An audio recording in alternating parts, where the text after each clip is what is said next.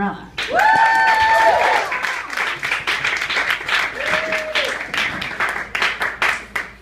Thank you.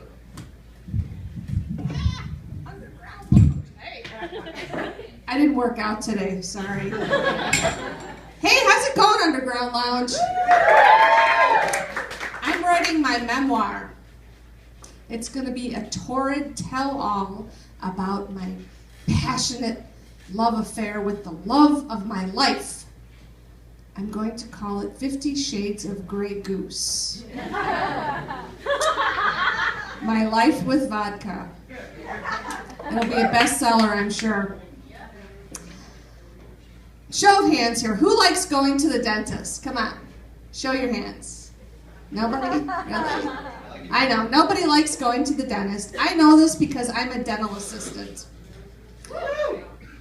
Nobody likes going to the dentist because we're always telling you to floss your teeth and brush after eating, and none of you do it. You're all a bunch of dirty bastards. It's really weird. One of the strangest things about my job is that there's a small percentage of the population, the minute they sit down in the dental chair, they suddenly lose their ability to swallow their own saliva. It's the weirdest thing in the world. I barely get that little bib around me like, what? What are you doing? It's your own saliva.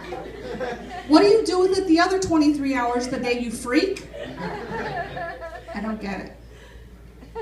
But, I do understand that going to the dentist is a very emotional thing for a lot of people, and sometimes we'll use sedation, and every once in a while we'll give it to the patients, too. I don't know if any of you have ever had sedation for dentistry. You're not completely out. You're just kind of like in this little happy twilight thing. And I was working with this one doctor. We had a patient sedated. We're ready to start the procedure. And the doctor says to the patient, "Open, please."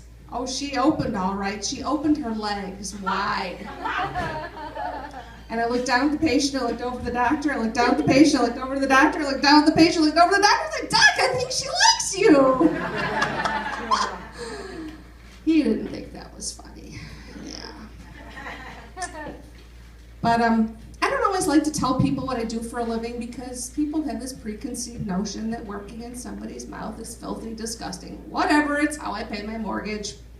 So I'm at the gynecologist one day, and I got my legs up in the stirrups because, that's how it's done. And the doctor looks up from the exam and he says, "Well, what do you do for a living again? I forgot." I'm like, "I'm a dental assistant." The look on this man's face is like he's just bitten into rotten meat. He's like, "Oh, the mouth is such a filthy and disgusting place. How do you stand it?" I'm like, "Really? You want me to think your job is so much better than mine?" Because not every woman employs good grooming habits down here, I've seen National Geographic, I know. Weird. But the best thing about my job is I never know what I'm going to find when I look in somebody's mouth. It's always an adventure. I had this one guy wiggled off his temporary bridge, and underneath, oh my God, it was the biggest wad of pubic hair I'd ever seen in my entire life. It was gross.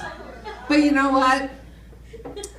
I felt good about that because that guy, he flossed after he ate. Yes, he did. Yes, he did. So I recently celebrated a big birthday. Had a big birthday recently, and I splurged. I bought myself an adult pleasure device. This is no mere vibrator, folks. Oh no. This thing cost more than the rent on my first apartment. It comes with 8 power settings, 5 intensity levels, and a 10-year warranty. 10 years. Who are these women breaking their vibrators? What are they doing to them? I just want to have a few orgasms. I don't want to use the thing as a meat grinder, for God's sakes. I think I'm kind of in love with this thing, though. If you want to know where to get it, talk to me after the show. I can direct you to Tulip Toy Gallery in Andersonville. Daddy Sky will hook you up with the goods. Good stuff.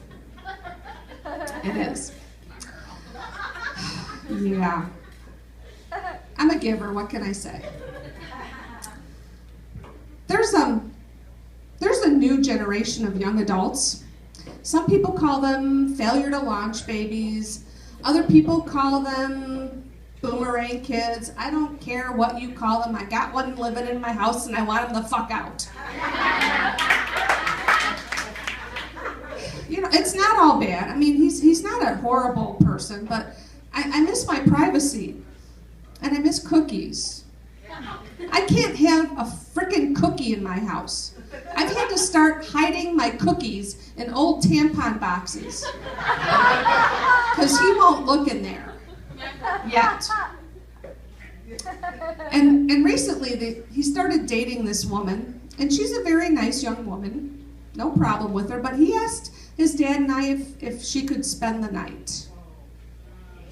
Like, yeah, we're going to have to think about that. No. Mm-mm. He's like, why? We're both grown-ass adults. I'm like, oh, really?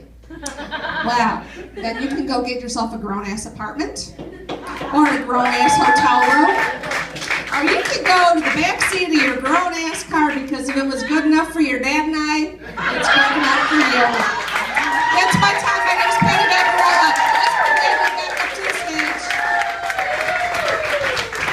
Keep it going for Patty, the leopard lady